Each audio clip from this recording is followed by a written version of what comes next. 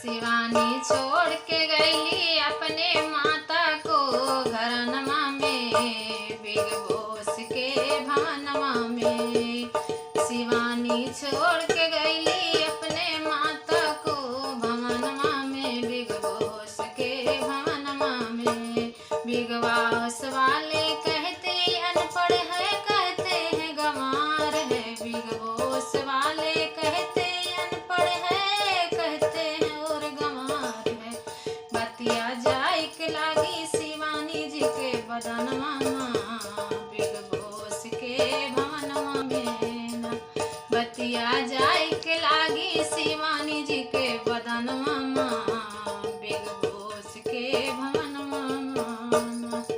बतिया सुनी तो गिर मुरझाई, शिवानी को ले दौड़े उठाई। बतिया सुनी तो मुरझाई, बिग बॉस वाले ले उठाई। बेटा समझ के बोलिन बापा ना, ललनवा ना, बिग बॉस के भवनमा ना।